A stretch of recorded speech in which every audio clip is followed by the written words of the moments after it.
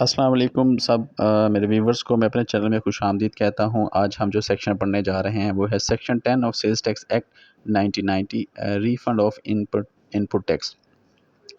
तो ज़रा सा हम पहले रिकॉल कर लें इनपुट टैक्स और आउटपुट टैक्स क्या होते हैं, ताकि आपको लेक्चर की सही तरह से समझ आ सके। आउटपुट टैक्स और इनपुट टैक्स का मैं पहले भी जैसे बता चुका हूँ कि सिंपल वर्ड्स में यही है कि एक परचेज़र जो रॉ मटेरियल ख़रीदता है उस पे जो टैक्स पे करेगा वो उसका इनपुट है, और वैल्यू एडिशन के बाद जब वो कोई चीज़ मैन्युफैक्चर करता है और उसको वो सेल आउट करता है, उस पे जो वो टैक्स पे करेगा वो उसका आउटपुट है। तो आउटपुट टैक्स में से हमेशा इनपुट टैक्स माइनस होता है और फिर उसकी टैक्स की लायबिलिटी जनरेट होती है, और वो जो रिमेनिंग अमाउंट रह जाती है वही उसका जो है ना वो ड्यू टैक्स होता है, और वही टैक्स वो पे करता है। तो इस तरह से आउटपुट टैक्स और इनपुट टैक्स का मैं ऑलरेडी लेक्चर एक ब्रीफ लेक्चर दे चुका हूँ। ये सिर्फ ज़रा सा आपको रिमाइंड करवाना था। अब हम आगे चलते हैं और हम अपने जो बाकायदा सेक्शन है section 10 of income sales tax act उसको शुरू करते हैं। शुरू करते हैं जी। सेक्शन 10 टाइटल है जिसका रिफंड ऑफ इनकम टैक्स। हम इसका सब सेक्शन 1 पढ़ने लगे हैं। If the input tax paid by A registered person on taxable purchase made during a tax period exceed the output tax on account of zero rated local supplies or export made during that tax period। यहाँ पे यही कह रहा है वो कि एक बंदा है जिसने कुछ चीज़ें रॉ मटेरियल ख़रीदा और उसके ऊपर उसने इनकम टैक्स इनपुट टैक्स उसने पे किया। अब क्या होता है कि अगर तो वो नॉर्मल पे वो चीज़ को वैल्यू एडिशन के बाद उसको नॉर्मल मार्केट में लेके जाएगा तो उसके ऊपर वो जो सेल्स टैक्स है उसका आउटपुट टैक्स जनरेट होगा और वो उसमें से माइनस हो जाएगा। लेकिन अगर क्या होता है कि अगर वो एक्सपोर्ट्स करता है वो, तो क्या है कि एक्सपोर्ट क्योंकि ज़ीरो रेटेड होती हैं तो उसके ऊपर क्योंकि किसी किस्म का टैक्स नहीं बनता, आउटपुट उसका ज़ीरो है, तो वो जो उसका इनपुट है वो उसका कहाँ जाएगा? वो तो मतलब एक एक्सेस अमाउंट बन जाएगी ना। तो वो उसी के बारे में अगर हम पढ़ने लगे हैं कि the excess amount of income input tax shall be refunded to the registered person not later than 45 days of filing of refund claim in such manner and subject to such condition as the board may by notification the official gazette specify।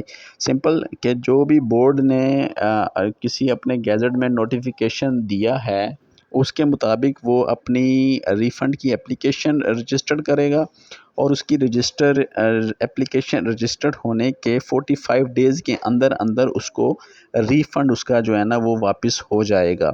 कौन सा refund वापस होगा जी? जो उसका input tax है जो कि excess amount में है उसके आउटपुट टैक्स से, क्योंकि उसका आउटपुट टैक्स तो ज़ीरो है।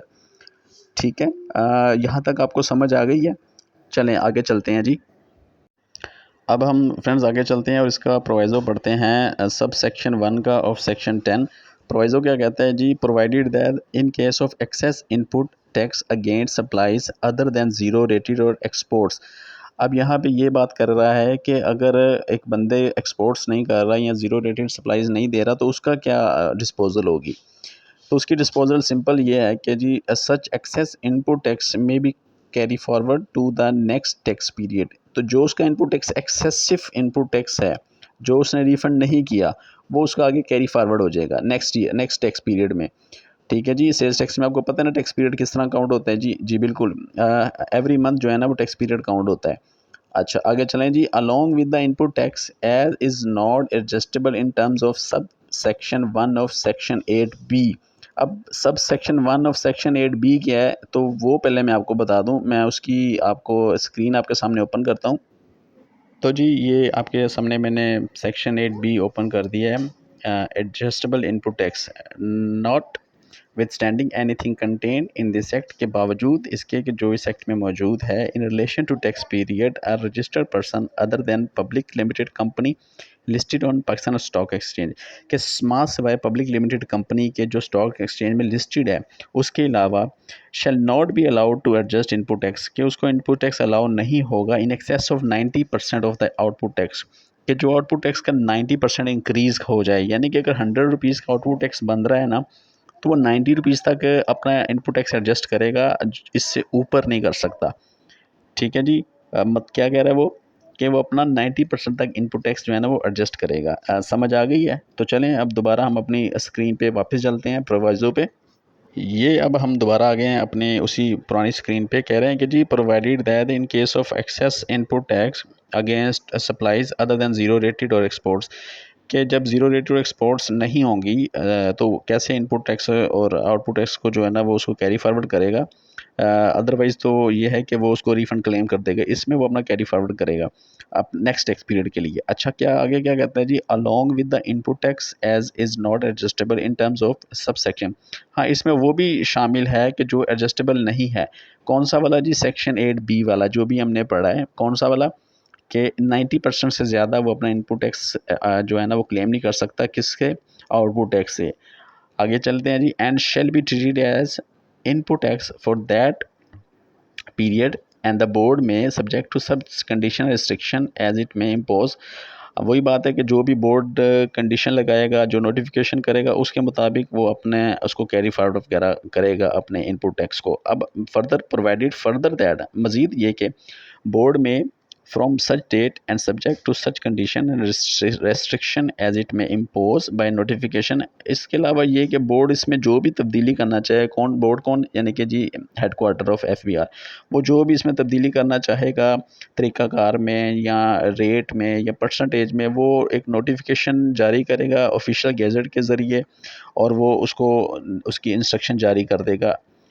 Direct that a refund of input tax against exports shall be paid at the fixed rate as in manner as notified in such notification। हाँ, मतलब यानी कि अगर बोर्ड चाहेगा तो वो कैसे इनपुट टैक्स को रिफ़ंड करना है एक्सपोर्ट्स की सूरत में, कि वो फ़िक्स रेट होगा या किस तरह से होगा, ये सब कुछ बोर्ड डिसाइड करेगा। मेन चीज़ जो इसमें थी समझने वाली वो यही थी कि जब एक्सपोर्ट्स होंगी तो इनपुट टैक्स अगर एक्सेस अमाउंट में है तो वो रिफ़ंड हो जाएगा, और अगर एक्सपोर्ट्स शामिल नहीं हैं, ज़ीरो रेटेड सप्लाई शामिल नहीं है, तो क्या होगा? वो कैरी फॉरवर्ड हो जाएगा। आगे चलते हैं जी हम दूसरी अपनी स्क्रीन की तरफ। जी, तो इसका जो पार्ट 2 है वो क्या कह रहा है, कि कह रहा है कि जी if a registered person is liable to pay any tax, default surcharge और penalty payable under the law administered by the board. वो कह रहा है कि जी अगर कोई बंदा है ना, उसने किसी भी किस्म का टैक्स पे करना है ना, डिफॉल्ट सरचार्ज अगर पे करना है, तो पहले वो उसका पे होगा, फिर उसका जो है ना रिफ़ंड जो है ना वो क्लेम होगा। इसके अलावा अगर कहीं पे ये बिलीव हो जाता है कि where there is a reason to believe that a person has claimed input tax credit और refund which was not admissible, कि अगर एक बंदा गलत रिफंड क्लेम करता है तो उसके खिलाफ प्रोसीडिंग्स शुरू हो जाएंगी जो कि 60 डेज़ के अंदर कंप्लीट होंगी। For the purpose of inquiry और audit investigation regarding admissibility of the refund claim, ये 60 डेज़ के अंदर ये कंप्लीट होनी चाहिए and may be extended up to 120 days, और इसको 120 दिनों तक भी बढ़ाया जा सकता है। लेकिन उसके लिए क्या है कि जी एक एडिशनल कमिश्नर उस इंक्वायरी को जो है ना वो कैरी ऑन करेगा, और या फिर बोर्ड उसको करेगा for reason to be recorded in writing. जो भी होगा उसको राइटिंग में जो है ना उसकी रीज़न देंगे बोर्ड को, और फिर बोर्ड उसकी जो है ना इजाज़त देगा कि उसकी इंक्वायरी को आगे तक ले जाया जाए। ये था जी हमारा section number 10 refund of input input tax, और साथ में हमने बात की कि इनपुट और आउटपुट टैक्स क्या होता है। इसके अलावा कितनी देर में इनपुट की जो एप्लीकेशन है उसको हम उसकी क्लियर होती है, और इसके अलावा अगर कोई बंदा गलत रिफंड क्लेम करता है तो उसके खिलाफ क्या एक्शन होगा। तो जी ये हमने तमाम चीज़ें पढ़ी आज के इस लेसन में। मैं उम्मीद करता हूँ आप लोगों को पसंद आया होगा। अगर किसी भी किस्म की कोई क्वेश्चन अगर आपने पूछना है तो कमेंट बॉक्स में लाजमी मुझे सवाल मुझसे आप कर सकते हैं। मेरे चैनल को सब्सक्राइब करके बेल आइकॉन दबाएं और अपने दोस्तों के साथ लाजमी शेयर करें। शुक्रिया। अल्लाह हाफिज़।